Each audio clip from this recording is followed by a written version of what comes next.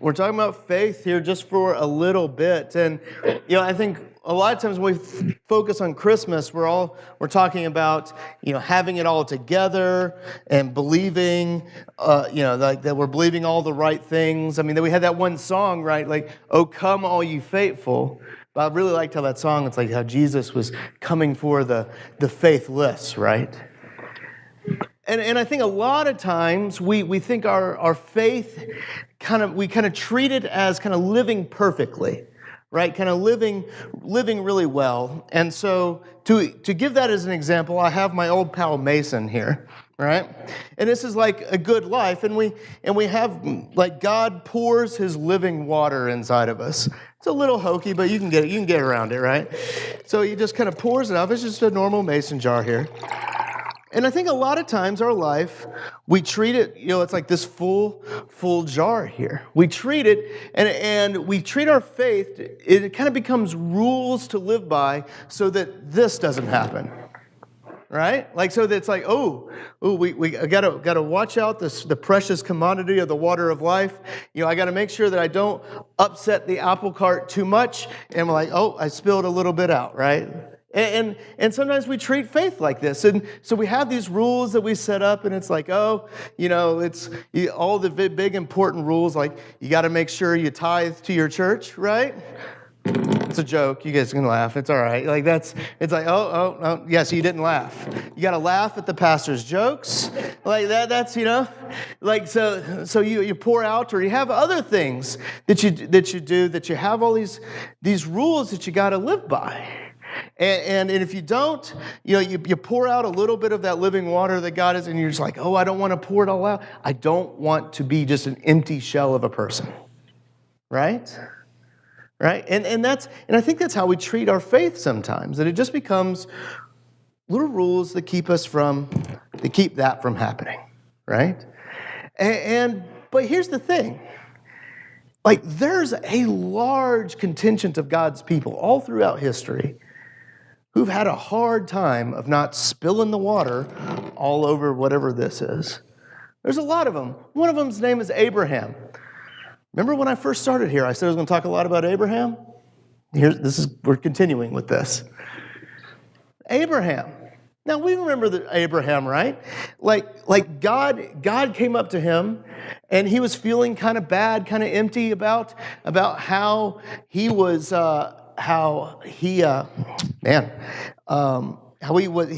have any kids, and that his name is Great Father, yet he didn't have any kids. And God came up to him and said, "You are going to be the father of a great nation," right?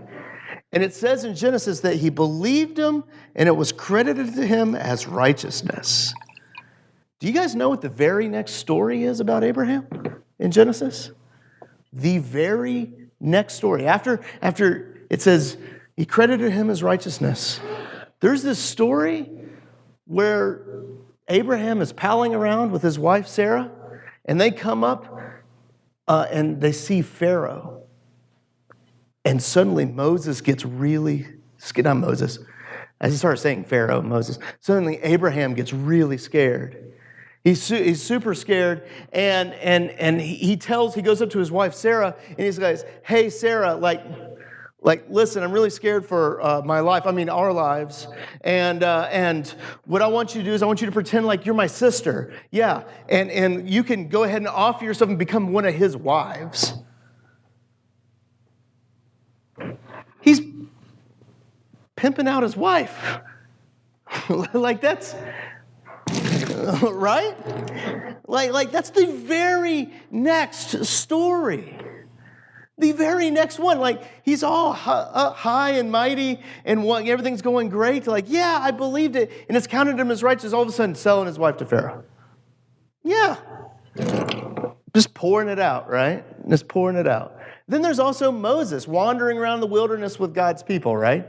And he had kind of had enough, and God told him that if he hits a rock with his staff, like gently hits it with his staff, that water will come out for the thirsty people wandering around in the wilderness. But he's a little frustrated. Maybe some of you have heard this story before. And what does he do? He hits the rock hard with his staff. He says, pop! Like no one has ever done that in this room before. Hit something a little harder than you should have. A little bit, right? He hits it hard and it displeases God, right? He hits it hard. Now, I think let's have a quick little aside. Sometimes being a leader of a spiritual community, and I'm talking about myself and the elders and anyone else that's in here that's a leader of the spiritual community, sometimes it can be frustrating and difficult, and we may hit a rock or two. You can have patience with us. We're trying to have patience with you. All right?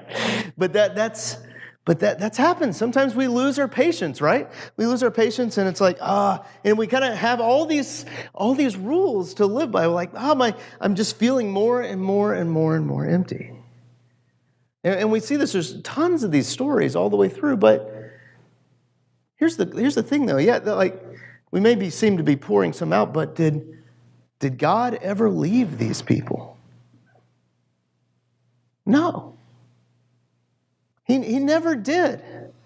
He never left them. He never left them. And this kind of leads us to our verse today. And I'm glad in the bulletin it's formatted the way it is in our 2 Timothy verse, because that's a little poem. And I hope the Bible that you read out of at home, not every Bible does this. Those are the inferior translations. No, but there's a lot of poetry in even Paul's writing. There's a ton of poetry in the Old Testament. But in Paul's writing, there's a lot of poetry. And he's quoting songs, he's quoting proverbs, he's making his own songs. And we see here, near the bottom of it, you can see where it's a little different. It's like an old Christian proverb here that he's kind of quoting. And he says that's what it is. He goes, hey, this is a trustworthy saying. He goes, if we died with him, we'd also live with him. If we endure, he will reign. We will also reign with him.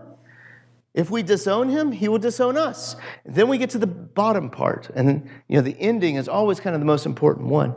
He goes, and if we remain faithless, and if we are faithless, he remains faithful. For he cannot disown himself. And see, and so we have our little water here. And that's the whole thing. There's going to be times when, we have all these arbitrary rules and things like that to help with good order and things like that. And it's like, we may feel like we're going to, we're maintaining all the rules and order and all those things. But there's going to be times in our lives where stuff happens where the rules aren't going to matter anymore. Or maybe you have a spouse that gets cancer. Maybe you get in a terrible car accident. Maybe your daughter at the age of 14 gets pregnant. Maybe it's you have all these situations that are outside of how well you took care of all this, right? And it feels like your life gets completely turned upside down. And when your life gets turned upside down, like I think, we can look at that and I can always encourage you and I can go, God's hand is watching over you and he's always there, and he's, even when your life gets turned upside down, that it feels like you're completely, like God is watching over you. But I hear what you're saying to me. You're like, Pastor Chris, like sometimes it feels like God's hand isn't there. And I'm like, I get it. But even in that situation, he's still watching out for you. He's still watching out for you. Yeah, how did that happen, right? It's not a trick. Well, it's kind of a trick, but you can look at it later. But he's still watching out for you.